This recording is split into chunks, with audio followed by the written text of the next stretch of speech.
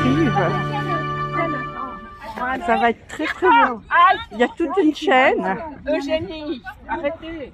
On va pas tirer, arrêtez. Qu'est-ce qui a perdu son doigt bas?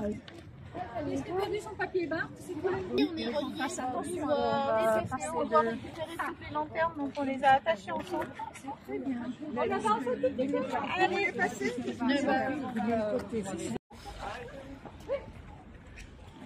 J'ai lu un article. Pour, Et aussi les années prochaines. De cette année sont si importantes. Elles se concentrent sur la prévention et la première signe de violence dans un partenariat. Je vous encourage à lire et à prêter attention aux signes d'alerte de la violence, à demander de l'aide, à assister et à protéger celles qui sont touchées. La violence à l'égard des femmes et leur ex-partenaire, parfois leur frère, voire leur fils, quelqu'un de la famille souvent. Et cela, ce n'est que la partie visible, celle que l'on voit dans les journaux. La plupart du temps, il y a d'autres formes de violence qu'on parle moins. Économiques, psychologiques, ou voire physiques, qui préexistent. Et le passage à l'acte, c'est le produit souvent, mais pas uniquement, au moment de la séparation, lorsque les femmes décident de ne plus subir la violence, de reprendre la liberté. Question des violences faites aux femmes. Et je suis sûr, enfin en tout cas du moins, je fais le vœu qu'en continuant à allier nos efforts, l'ensemble de la société civile, les politiques, les associations, eh bien, en nous alliant, nous parviendrons à éradiquer ce terrible fléau que constituent les violences faites aux femmes. Vous avez donné l'exemple tout à l'heure, Madame, de l'Espagne. C'est effectivement, ça ne résout pas tout, mais c'est effectivement un exemple que nous devons suivre dans nos sociétés pour diminuer ce fléau. Je terminerai donc, mesdames et messieurs, en empruntant un très beau slogan qui est né en Amérique latine pour dénoncer les féminicides, véritable cri de colère contre la violence machiste, ni una menos, ni une de moins. Je vous remercie pour votre attention. De la ville de Genève, Madame la directrice ad intérim du bureau de liaison de l'ONU Femmes Genève, enfin Madame qui l'a remplacée aujourd'hui, Madame la présidente de l'Union Suisse Sœurs Optimistes Internationale, Mesdames et Messieurs, chers publics. Je remercie les deux clubs Sœurs Optimistes Internationales Genève Fondateur et Genève-Rhône pour leur invitation. L'État de Genève s'associe pleinement à cette démarche internationale qui fait écho à son propre engagement et à l'engagement de la ville de Genève également en matière de promotion de l'égalité entre femmes et hommes et de prévention des violences. Aujourd'hui encore, la violence à l'égard des femmes constitue l'une des violations des droits humains la plus répandue, la plus persistante et la plus dévastatrice dans le monde. Le terme de féminicide est apparu pour définir le meurtre de femmes commis par des hommes parce que ce sont des femmes. Les féminicides sont des violences de genre. La justification de ces crimes trouve son origine dans les inégalités entre femmes et hommes. Les victimes sont tuées en raison de leur genre parce que les auteurs de ces crimes s'octroient le droit d'exercer la forme la plus extrême d'expression du pouvoir. Le féminicide s'inscrit également dans le continuum des violences de genre qui s'étend du sexisme ordinaire aux violences psychologiques, au harcèlement, aux violences sexuelles et physiques. Le féminicide s'inscrit dans cette logique sexiste.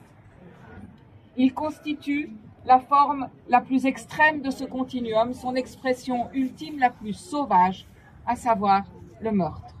Ces actes sont généralement commis, cela a été dit, dans la sphère privée, et les femmes en sont les principales victimes. C'est évidemment inacceptable. Chaque féminicide est un drame, mais c'est aussi un échec, celui des mécanismes de contrôle social, celui de la police, des experts et de la justice. Les premiers signes de violence devraient toujours nous alerter. Il est reconnu qu'une très grande proportion des féminicides sont commis par des partenaires ou ex-partenaires. ou dans le contexte familial, par un parent ou un proche. Le fait de vivre dans une relation empreinte de violence constitue un facteur de risque. Cette violence n'est pas constamment présente, mais elle est répétitive et elle s'accroît avec le temps. Il est essentiel d'identifier les signes précurseurs qui peuvent indiquer le début d'une relation toxique, susceptible de devenir violente. Les menaces doivent toujours être prises au sérieux. Certains moments ont été identifiés comme particulièrement à risque. La grossesse et les jeunes années de l'enfant, la séparation et la période post-séparation. Le risque de passage à l'acte est maximal au moment de la prise de conscience que cette séparation est imminente ou qu'elle est entrée dans les faits. Ces périodes à risque doivent faire l'objet d'un suivi particulier. D'où l'importance de la détection précoce, afin de pouvoir agir le plus vite possible en amont et éviter une escalade des violences. Le réseau et les associations que vous représentez ont un rôle essentiel à jouer dans la prise en compte des signaux d'alerte. Mais il y a aussi les témoins, les voisins, les proches et les amis. En tant qu'employeur, l'État de Genève s'est associé avec une campagne de dépistage de l'association AVEC en diffusant un message de sensibilisation pour encourager les personnes à évaluer leur situation de couple et demander de l'aide si besoin. Ce message a été envoyé à près de 19 000 collaboratrices et collaborateurs. Il est essentiel de continuer sans cesse à sensibiliser à ces phénomènes encore trop souvent confinés à la sphère privée, en particulier auprès des jeunes générations. Changer la perception des jeunes, c'est prendre le problème à la racine et s'assurer de changements profonds et durables pour le futur. Sensibiliser les médias également, afin que la couverture de ces crimes ne se banalise pas.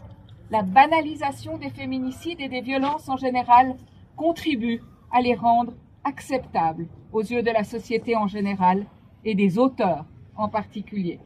Enfin, les auteurs doivent faire l'objet d'une prise en charge adéquate, ayant pour but premier la protection des victimes et la prévention de la récidive. Pour conclure, je tiens à saluer le travail de Sœurs Optimistes International. Votre combat contre les violences faites aux femmes doit se poursuivre et je vous remercie très sincèrement pour l'énergie que vous y consacrez. Le canton de Genève remercie également ONU Femmes, dont les engagements en matière d'égalité résonnent avec ses propres campagnes locales et ses projets à l'étranger grâce aux partenaires de la Genève internationale. Le canton de Genève se réjouit également de continuer à avancer dans ces domaines aux côtés de la ville de Genève. Je vous remercie beaucoup pour votre attention.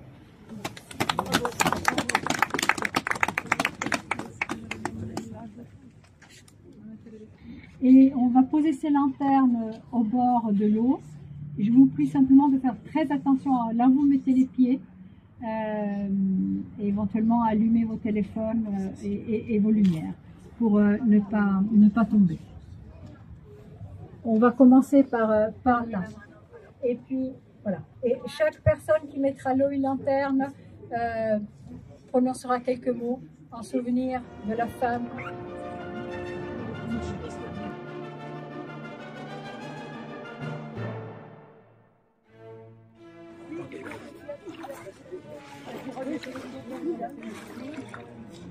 Ah, 11 février à Zurich, elle aurait eu 54 ans.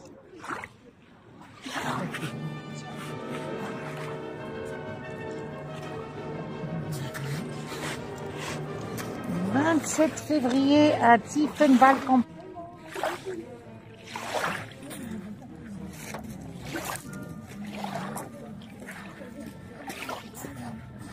Ça en fait, hein.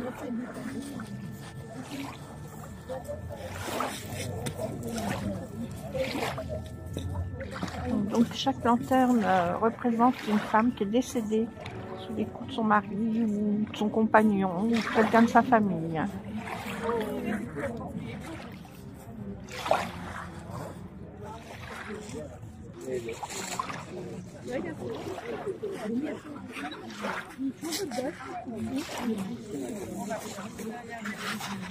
Alors à chaque lanterne, on lit la personne qui est représentée par son âge, en fait, et le lieu où c'est arrivé, et la date, je crois. Hein.